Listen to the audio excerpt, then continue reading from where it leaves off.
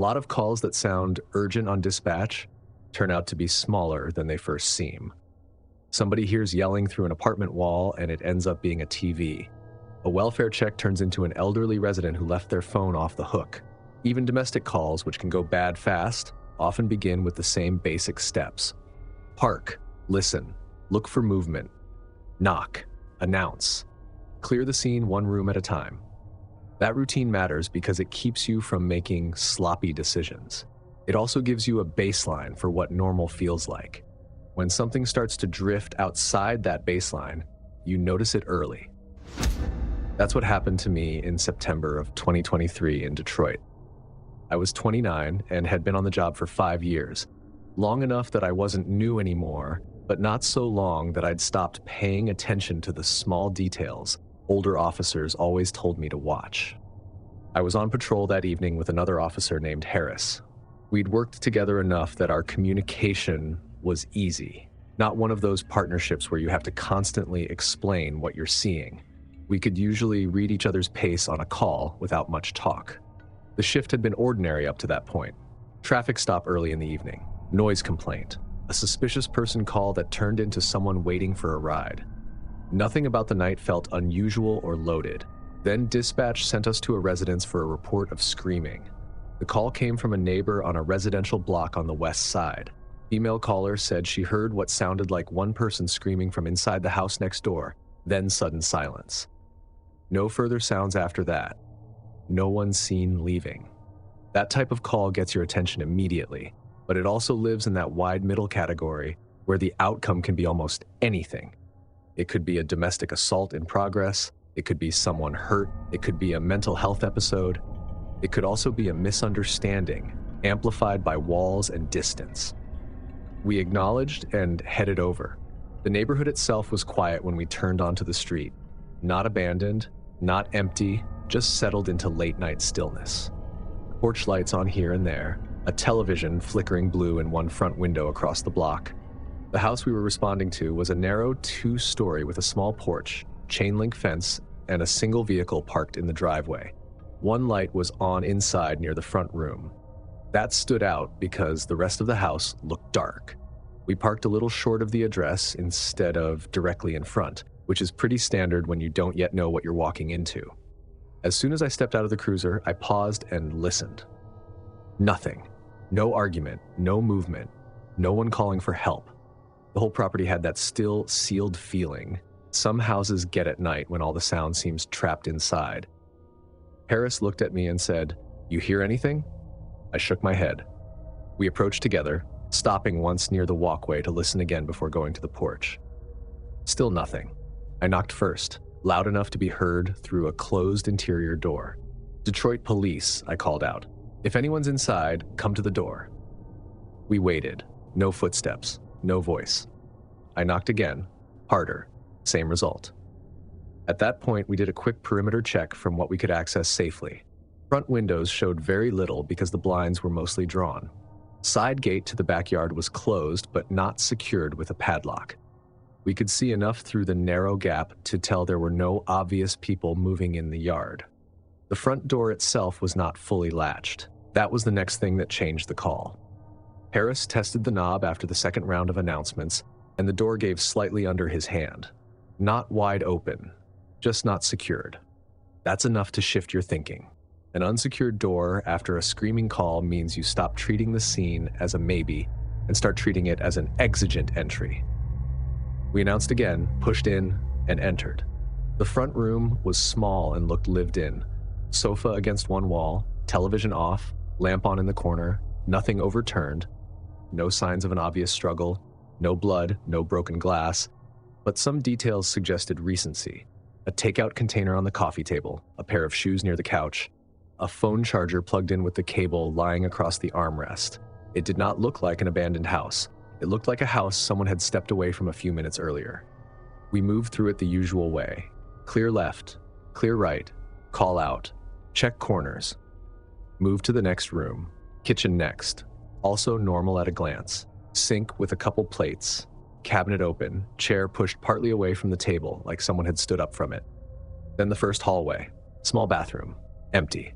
Front bedroom, Unmade bed, dresser drawers closed, laundry basket in the corner.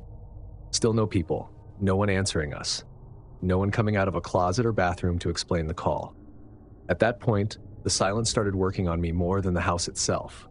We had responded fast. If the neighbor had heard a scream, and if it had come from inside, we should have found something by then. A victim, an argument still happening, someone hiding, something. Instead, we were walking through a house that felt paused. Harris checked the back room while I looked into a side room that seemed to be used as an office or storage space. Desk, printer, stacked papers, floor fan in the corner. Again, no one. Then I noticed the basement door. It sat off the kitchen near the back wall, painted the same color as the trim. Old wooden door with a simple knob and a section near the frame that looked rougher than the rest. At first, I thought the roughness was just old repair work. Then I got closer and saw what it actually was. The door had been nailed shut from the outside, not with one decorative nail or loose trim work. Multiple nails driven through thin boards across the frame, crude but effective, like someone had wanted to keep that door from opening inward. I stared at it for a second because it took my brain a moment to adjust from old damage to active restraint. "Harris," I said. He came to the kitchen, saw the door, and stopped beside me. "Well," he said quietly, "that was all." We both knew immediately that the call had changed again. A nailed-shut basement door in a house where someone reportedly screamed is not an innocent detail. It gives the whole scene a direction whether you want one or not. I stepped closer and called out toward the door. "Police, if anyone's down there, announce yourself." Nothing answered. I looked at Harris, then back at the frame. The boards weren't professionally installed. Just scraps of wood and nails hammered in from the kitchen side. Fast work. Functional, not finished. I called out again louder. "Police department, if you can hear me, make noise." For a second, I thought we were going to get nothing. Then the pounding started. It hit the other side of the door so hard the whole frame jumped. Not one hit. Multiple. Rapid. Heavy. Human. I stepped back on instinct. The sound in that small kitchen felt bigger than it should have because the rest of the house had been so quiet.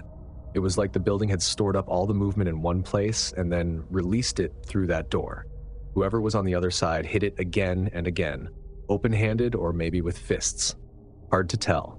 The nails in the boards rattled.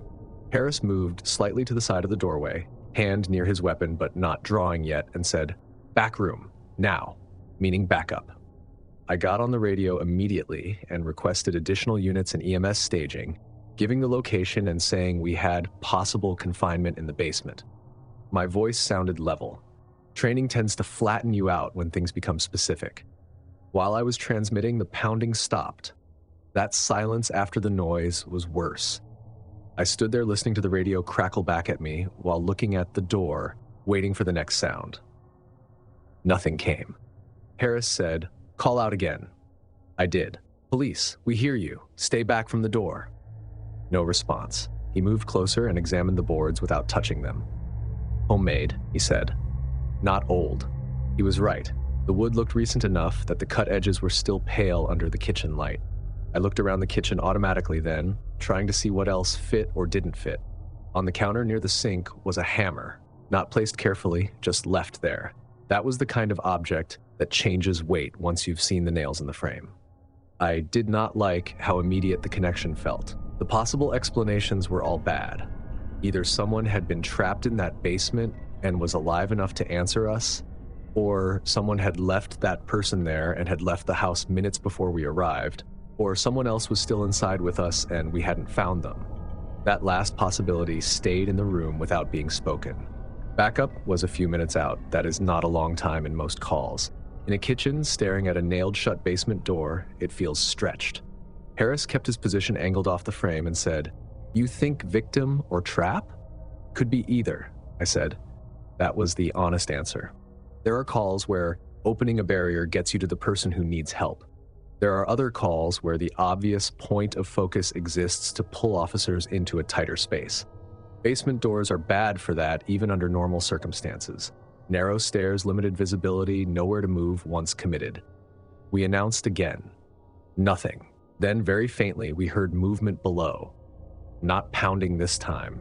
More like shifting weight on stairs or concrete. I said, "If you can hear me, speak up." A voice came back, but it was too muffled to make out words. It sounded human, low, weak maybe, but I couldn't tell if that was the acoustics of the basement or the person themselves. Harris looked at me and said, "I want more bodies here before we open this." I agreed, so we waited. While we waited, I kept scanning the rest of the kitchen and the line of sight into the hallway. That was another part of the tension nobody talks about enough in after-action summaries. Your attention can't stay fully on the obvious threat. You still have to keep some of it on the possibility that the obvious threat is not the only one. A second unit arrived first, then a sergeant. We briefed them quickly. Screaming call.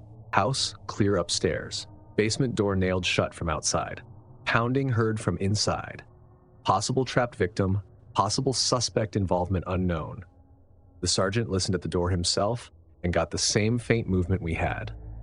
Then he nodded once and said, "Open it." We moved fast after that because standing around any longer didn't improve the situation. Harris and one of the other officers pried the nailed boards free while I and the sergeant covered the doorway. The nails squealed coming out of the wood, and for a second I expected the pounding to start again from below. It didn't. The house stayed dead quiet except for the boards being removed. Once the crosspieces were off, Harris tested the knob. Locked. That was another detail that I remember very clearly. Nailed shut from the outside and also locked. Double intention. He forced the door. The first rush of air that came up from the basement smelled stale and damp, with a sour edge under it I couldn't place immediately. Not decomposition, not exactly. More like old concrete, mold, and something metallic. Our flashlights cut down the stairs. Narrow basement, wood steps, concrete walls, no immediate person visible from the top. "Police," the sergeant called down. "Come up now." No answer. We started clearing it. I was third in the stack going down, which meant I had enough of a view to see the lower half of the room as the first two officers widened the angle. The basement itself was mostly empty. Water heater, furnace, shelving, utility sink, and at the far side of the room, against one wall, was a chair tipped over on its side with one leg broken. Near it was a length of rope and duct tape on the floor. No person. No one on the stairs. No one in the corners. The pounding we had heard minutes earlier should have belonged to someone standing in that space, but the basement was empty. We cleared it twice because none of us trusted the first pass. No crawl space large enough for a person. No hidden exterior door. One small basement window high on the wall with the glass broken out and the frame forced wider from the inside or outside at some earlier point. It was hard to tell in the moment. Not enough for an easy exit for most adults unless they were desperate and thin, maybe possible. Not cleanly. On the concrete floor beneath that window were fresh scrape marks and dust disturbed in a shape that suggested recent movement. That became the working answer. If answer is the right word. Someone had been in the basement. Someone had likely been confined there or had made it look that way. Someone had pounded on the door while we were upstairs. Then, at some point between the pounding and our entry, that person got out through the window. Whether they were the victim, the suspect, or both was not something the scene gave us quickly. We searched the yard outside that window with flashlights. The ground back there was patchy dirt with enough loose soil to show disturbance, but not enough to preserve a clean print. We found one partial shoe impression and drag marks near the foundation. Nothing more useful than that. Inside the house, we processed everything we could. Hammer in the kitchen, nails, rope, tape. The takeout container in the front room still soft with heat that hadn't fully left it. Someone had been there recently. The scene felt current, not historical. The neighbor who called in repeated what she heard. One scream, then silence. No one seen entering or leaving. She had assumed a domestic situation and called as soon as she realized it didn't stop. We never found a homeowner on scene that night. The address was connected to a male tenant who, according to follow-up, had not been at work for 2 days. The vehicle in the driveway was registered to him. His phone went straight to voicemail. By the end of shift, the call had become somebody else's case in the broader sense, but it stayed with me as mine in a more private way because I was one of the first through that house when it still looked almost normal. That is the part people tend to misunderstand about calls like that. The horror is not always the bloodiest version of events. Sometimes it is the moment a kitchen with dishes in the sink and a takeout box on the table turns into a place where a basement door has been nailed shut from the outside. Sometimes it is hearing someone pound for help from the other side of that door and then finding the room empty when you finally get in. I still work patrol. I still respond to screaming calls, welfare checks, domestics, all of it. Routine is still the framework. It has to be. But after that night, whenever a house goes too quiet too fast, I pay more attention to whatever in it looks like it was meant to keep one part of the scene separated from the rest.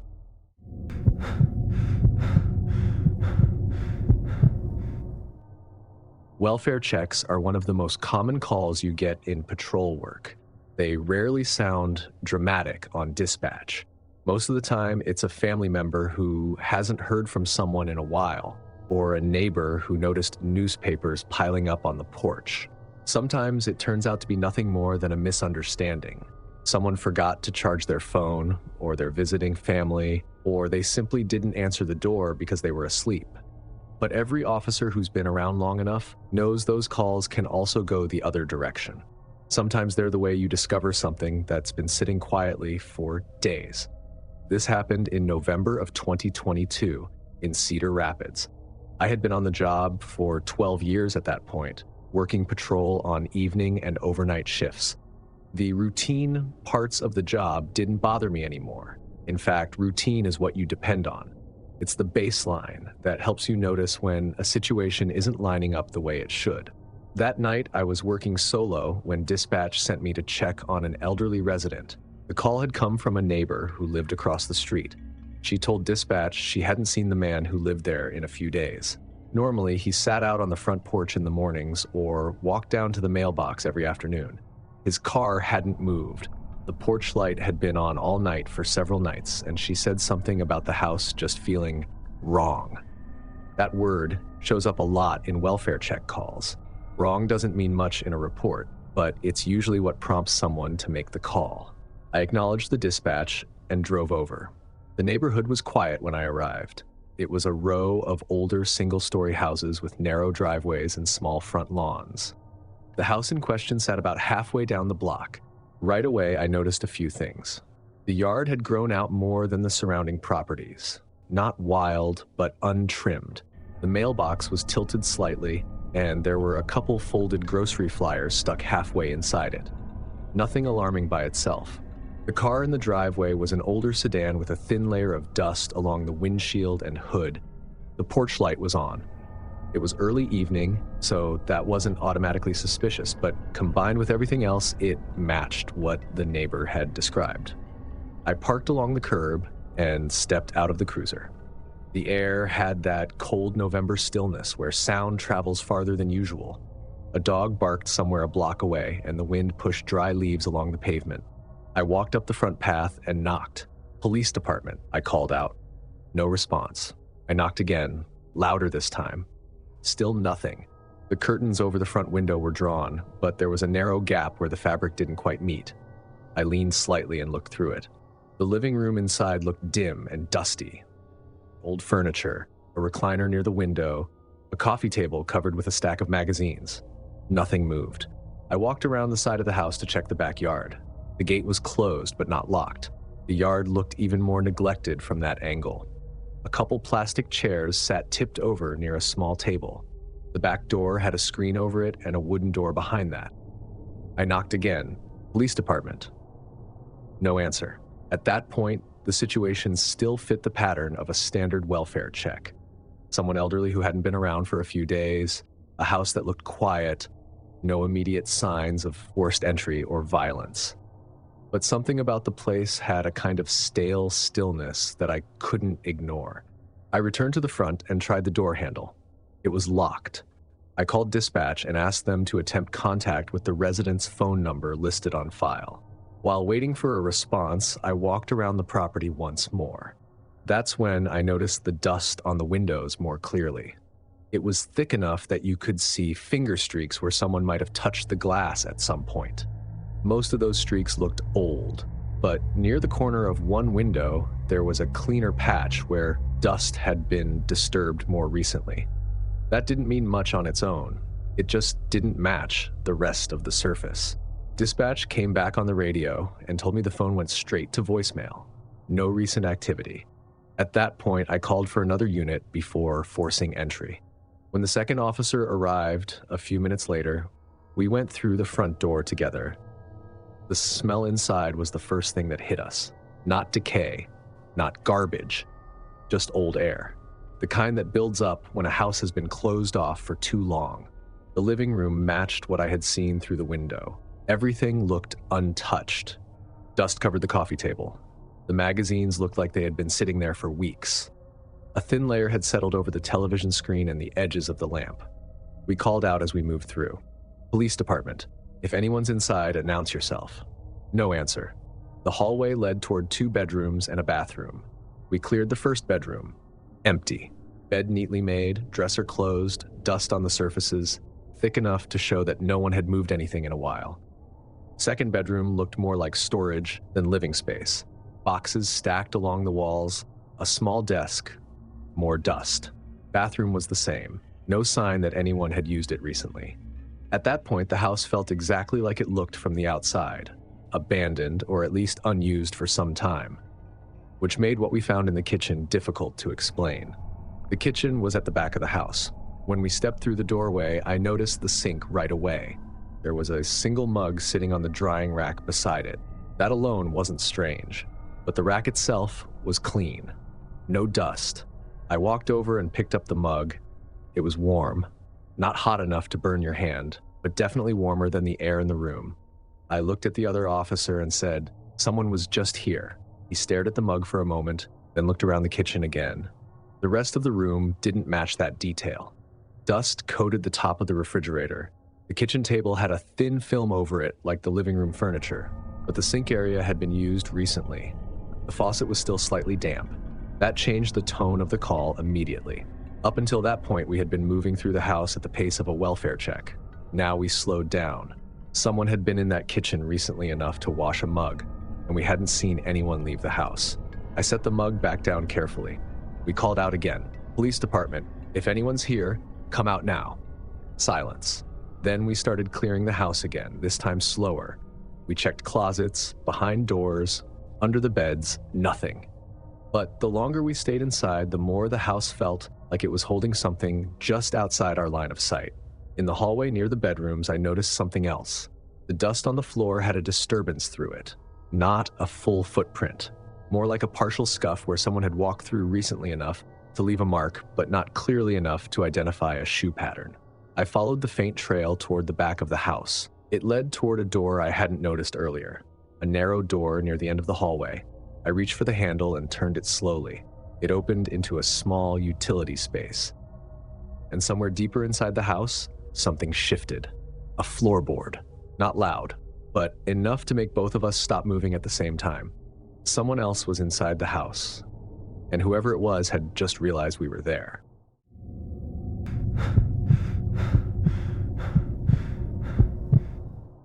I had been a state trooper for more than 15 years when this happened, working a winter shift outside Cheyenne in January of 2022. Winter patrol along that stretch of interstate is its own kind of work. The wind comes off the plains hard enough to shake vehicles, snow drifts form where you don't expect them, and visibility can drop quickly once the sun disappears.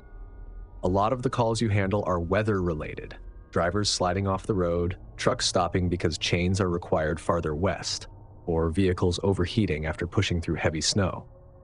That night had been quiet, though. The temperature had dropped below freezing earlier in the evening, but the sky was clear and the road conditions were decent for January. Traffic was light, mostly long-haul trucks and a few cars spaced out across the highway. I was sitting in the cruiser on the shoulder near a turnaround checking paperwork when dispatch came across the radio.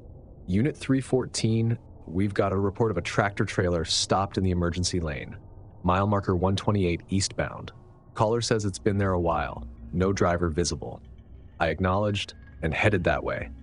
Abandoned or disabled trucks happen, but it's unusual for a driver to leave the vehicle sitting that long without at least putting out reflective triangles or calling it in. As I drove up the highway, I started scanning the shoulder ahead for hazard lights. About a mile before the marker, I saw the trailer. It was pulled over onto the emergency lane with the tractor angled slightly toward the guardrail. The truck's headlights were off, and I didn't see the flash of hazards. That alone made it stand out. Most drivers leave their hazards on if they're stopped for any reason. I slowed the cruiser and pulled in behind the trailer, leaving enough space so traffic passing in the right lane wouldn't clip my mirror. The wind hit the side of the vehicle hard when I opened the door. January nights out there can cut through a jacket if you stand still too long. I stepped out and walked toward the cab, shining my flashlight along the side of the truck. No movement inside. The engine was off. The driver's door was closed. I climbed up onto the step and looked through the window. The cab was empty. The driver's seat was pushed back slightly, like someone had gotten out of it not too long ago. There were a couple loose papers on the dashboard and a thermos sitting in the cup holder. No sign of the driver. I stepped back down and walked around the front of the tractor. Sometimes drivers step away from the truck for a minute to check something along the trailer or use the restroom behind the guardrail. It's not unusual, but the longer I looked around the shoulder, the less sense the scene made. There were no reflective triangles set out, no footprints visible in the thin layer of snow along the edge of the road, and the trailer doors at the back weren't fully closed. One of them sat slightly ajar. That detail changed the call immediately. A trailer door that's not secured can mean cargo issues, theft, or someone tampering with the load. It's not something you ignore. I got back in the cruiser and radioed dispatch. 314, truck located. Driver not on scene. Trailer door partially open. I'm going to check the cargo area. Dispatch acknowledged. Then I walked down the length of the trailer. The wind made a hollow sound along the metal sides as it passed over the panels. When I reached the back, the door hung open just a few inches, enough that the latch hadn't caught properly. I grabbed the handle and pulled it wider. The interior of the trailer was dark. I shined my flashlight inside. At first, it looked empty. Then the beam caught the edges of several wooden crates stacked near the center. But they weren't stacked the way cargo normally is. They were scattered, some tipped on their sides, some broken open. And the smell hit me. Gasoline. Strong enough that it carried out of the trailer and into the cold air behind the truck. I stepped back immediately. Gasoline inside a cargo trailer is not something you take lightly. It could mean leaking equipment, a damaged shipment, or something far worse. I leaned back into the opening and angled the flashlight deeper inside. The crates looked empty. No visible cargo. Just the splintered wood and dark stains across the metal floor. The gasoline smell grew stronger the longer I stood there. That was enough for me to change how I approached the rest of the scene. I backed away from the trailer and returned to the cruiser. Dispatch, 314, I said over the radio. I've got an abandoned tractor trailer. Trailer contains empty crates and strong gasoline odor. Requesting fire department and hazmat response. They confirmed the request and started sending units. While waiting, I began walking the perimeter around the truck more carefully. The snow on the shoulder was thin, but enough to show disturbances. Near the rear of the trailer, I noticed a set of footprints leading away from the truck. They headed down the slope beyond the guardrail, toward the darker stretch of land that ran parallel to the interstate. I followed the prints with the flashlight. They were uneven, like someone had been moving quickly through the snow. After about 20 yards, they disappeared where the ground turned into dry grass and gravel. Beyond that was open land, flat, empty prairie, stretching out toward a distant fence line. Whoever had left the truck could have gone almost anywhere from that point. I stood there looking out into the darkness for a while. Nothing moved. No headlights, no silhouettes, just the sound of wind pushing across the field. By the time the first fire unit arrived, I had already backed traffic farther into the left lane and set out flares to keep vehicles clear of the shoulder. The firefighters approached the trailer in protective gear and confirmed what I'd smelled. Gasoline had been spilled or poured inside the cargo area. Large amounts of it, not just a small leak. That discovery changed the investigation completely. The crates weren't ordinary freight containers. They looked like they had been used to transport something that had already been removed. The gasoline stains suggested the trailer might have been prepared to burn. Standing there on the shoulder watching the firefighters examine the inside, I kept thinking about the driver. A tractor trailer doesn't just appear abandoned in the middle of the interstate. Someone had driven it there. Someone had opened those crates, and someone had walked away into the dark field beyond the guardrail. The search units that arrived later that night never found anyone nearby. No injured driver, no suspect. Nothing except the truck and the empty cargo area. The company listed on the trailer registration reported the vehicle stolen 2 days earlier from a distribution yard several states away. The crates had originally contained electronic equipment. By the time we found the truck, those crates were empty. The gasoline inside suggested someone had planned to destroy whatever evidence remained in the trailer, but for some reason, they never finished the job. Sometimes when I drive that stretch of interstate now, I remember the moment when the trailer door swung open and that smell rolled out into the cold air. Because until that second, it still looked like a simple roadside stop, and then it became something else entirely.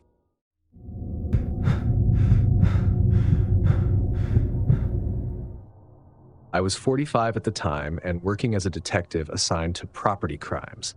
A patrol unit had already responded to the initial call and requested someone from investigations after finding something they couldn't immediately explain. The location was a bar in a narrow row of older buildings just off one of the busier streets. It wasn't a tourist spot, more of a neighborhood place that stayed busy in the evenings and closed around midnight most nights. The call had come in around 2 a.m. A resident living in the building next door reported hearing something inside the bar, even though the place had closed hours earlier. Not music, not voices, just movement. Patrol units arrived and found the front door locked, lights off, and no one answering inside. They were about to clear the call when one of them noticed a faint glow through a crack in the blinds near the bar counter. That's when they asked for someone from investigations to take a closer look. When I arrived, 2 officers were standing near the front entrance waiting. One of them nodded toward the building and said, "Door's still locked. Owner says no one should be in there." "Alarm?" I asked. Didn't trigger.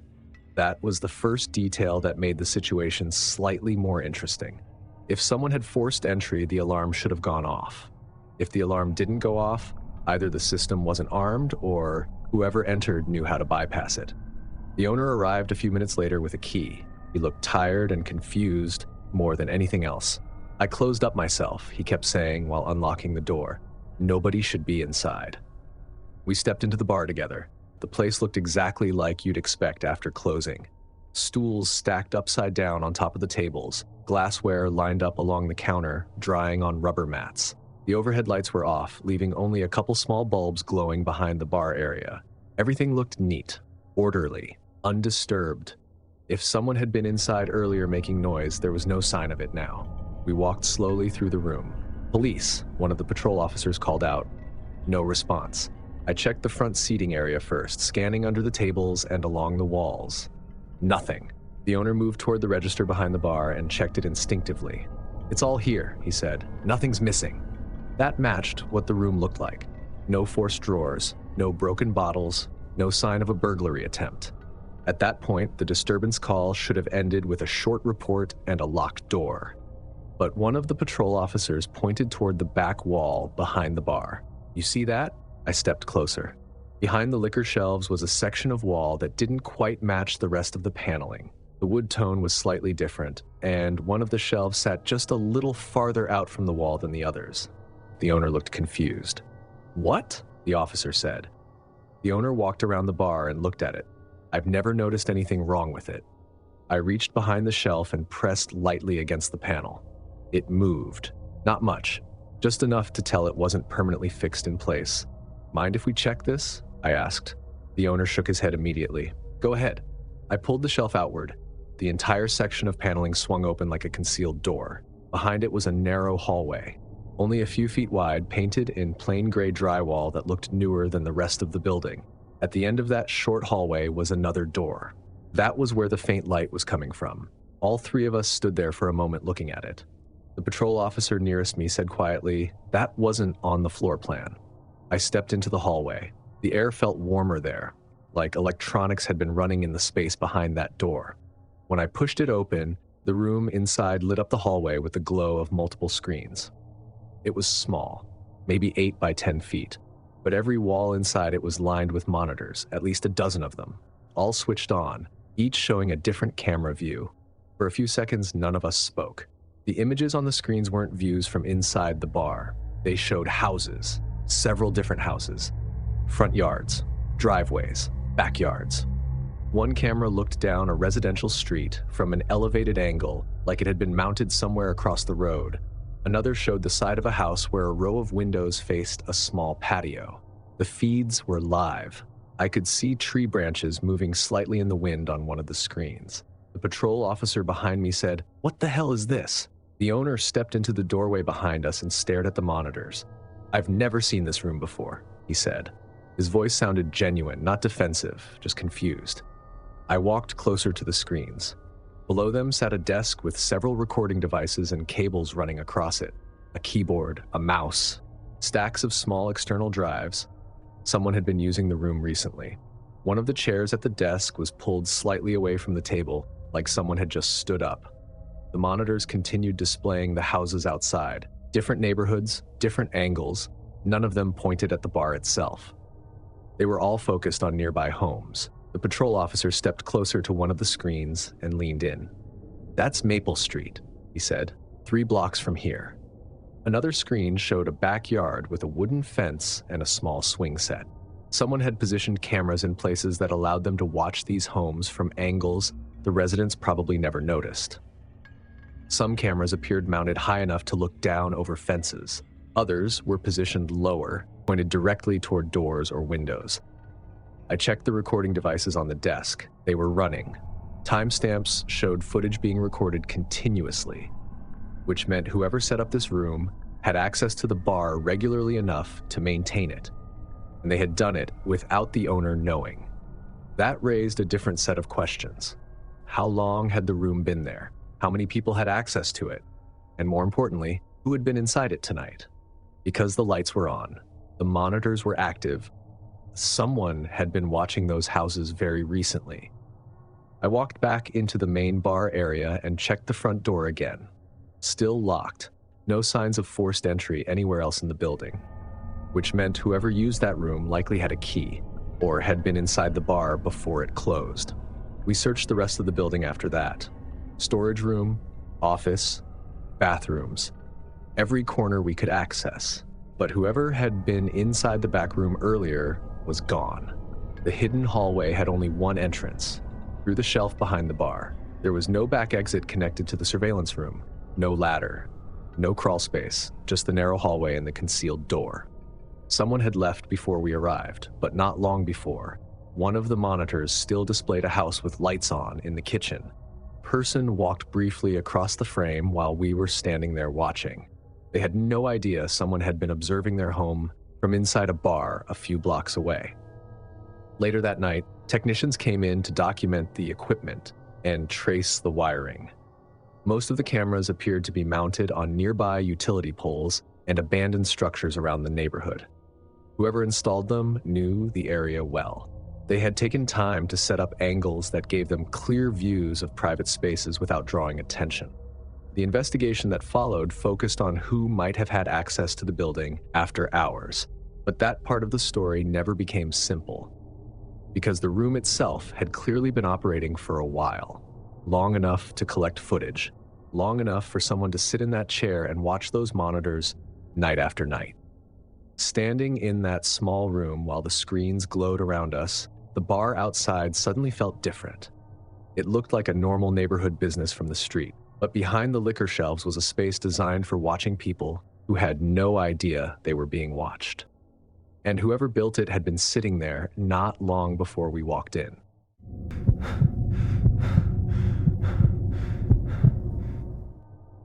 Domestic disturbance calls are some of the most unpredictable calls you get as a patrol officer.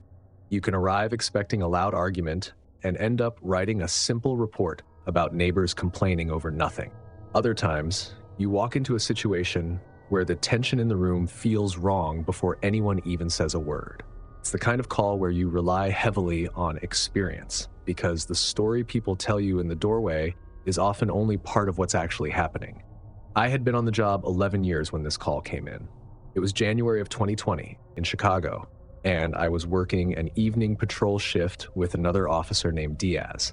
Dispatch sent us to a second-floor apartment in a 3-story building after a neighbor reported hearing what sounded like someone arguing and banging against a wall. The caller couldn't say exactly what was happening, just that there had been loud noises and then a long stretch of silence. That's a common pattern with domestic calls. Something escalates, someone calls the police, and by the time officers arrive, the people involved have either calmed down or are pretending nothing happened. We parked along the street and walked up the short path toward the front entrance. The building was older brick with a narrow stairwell just inside the main door. You could hear televisions and muffled voices from different apartments as we went up the stairs. Nothing sounded unusual. No shouting, no active argument, just normal apartment noise. The unit we were responding to was at the end of the second-floor hallway. I knocked firmly on the door. "Chicago police." There was a pause before anyone answered. Then I heard footsteps inside. The door opened a few inches, and a woman looked out. She was maybe in her early 30s, wearing a sweatshirt and sweatpants. Her hair was pulled back loosely like she'd been relaxing at home. "Yes," she said. Her tone sounded confused more than nervous. "We received a call about a disturbance," I said. "Is everything all right here?" She blinked once and looked down the hallway like she was trying to understand why we were there. "I'm fine," she said. "There's no disturbance." "Did anyone else come over tonight?" Diaz asked. "No." "Anyone else inside the apartment with you?" She shook her head. "I live alone." That answer would normally settle most of the questions right away. But while we were standing there talking, I heard something behind her. A small movement. Not loud, but clear enough to separate from the normal creaks of an old building. It sounded like something brushing against a wall or door. Diaz and I both noticed it at the same time. I looked past her shoulder into the apartment. The living room behind her looked tidy. Couch against the wall, a small table with a laptop on it, a television playing quietly in the corner. Nothing looked out of place, but the sound had come from deeper inside the apartment. "Ma'am," I said, "did you hear that?" "Hear what?" "That noise." She turned her head slightly, listening. "I didn't hear anything." Another sound came from the hallway behind her. This one was more distinct, a soft thump, like someone shifting their weight on a floorboard. Diaz said, "You sure you live here alone?" "Yes," she said immediately. She sounded certain, not defensive, just confused. "Do you mind if we step inside and take a look around?" I asked. She hesitated for a second, then opened the door wider. "Okay." We stepped into the living room. The apartment was small but well kept. The kitchen was visible through a doorway on the right. A narrow hallway led toward the bedroom and bathroom on the other side. I noticed right away that the bedroom door at the end of the hall was closed. As we stood there talking, another sound came from behind it. This time it was unmistakable. Movement. Someone was inside that room. Diaz glanced at me. "Who's in there?" he asked the woman. "No one," she said. "Ma'am," I said calmly, "we're hearing movement behind that door." She looked toward the hallway and frowned. "That's impossible," she said. "There's no one in there." The door handle rattled slightly. Just once, then stopped. That moment changed the call completely. Domestic disturbance calls already carry risk, but when you hear someone moving behind a closed door in an apartment where the resident claims to live alone, you have to treat it as a potential threat. I stepped toward the hallway. "Whoever's in that room," I said loudly, "this is the police. Come out now." No answer. Diaz moved beside me. We stood a few feet from the door, listening. Something shifted again inside the room. A scrape. Then silence. I turned back to the woman. "Ma'am, you're telling us no one else lives here?" "That's right." "Has anyone been staying with you recently?" "No." "Friends? Family? Anyone with a key?" She shook her head again. "No." Her confusion seemed real. Not the kind of denial you sometimes see when someone is trying to hide an argument or protect a partner. She genuinely looked like she didn't understand why we were asking. I tried the bedroom door. Locked. "Who's inside?" I called again. Still no answer. Diaz looked at me and nodded slightly. That was enough. I stepped back and told the woman to move toward the living room. Then Diaz forced the door. It swung open hard against the wall. Inside the bedroom, the lights were off. My flashlight swept across the bed, dresser, and the closet near the far wall. The closet door was closed, and something inside it moved. "Police," I said sharply. "Open the door." Nothing happened. Diaz crossed the room and pulled the closet open. A man stepped out immediately. He was thin, unshaven, wearing dark clothes and holding something in his hand. For a split second, I couldn't tell what it was. Then he lunged toward me. Everything happened fast after that. He swung his arm toward my face, and I felt the impact across my shoulder as we collided in the narrow space between the bed and the wall. Diaz grabbed him from the side and drove him into the floor. The object in his hand clattered across the hardwood. It turned out to be a screwdriver. The fight lasted maybe 10 seconds, but in a room that small, it felt longer. Once we had him pinned, I cuffed him while Diaz secured the tool and checked the rest of the room. The man kept saying the same thing over and over. "I live here. You can't arrest me. I live here." Meanwhile, the woman stood in the hallway staring at the bedroom like she'd just seen something impossible. "I've never seen him before," she said. Her voice sounded shaky now. The man twisted his head toward her. "You have," he said. "I've been here for months." That was the part that made the entire call feel wrong, even after the suspect was in custody. We searched the apartment carefully after that.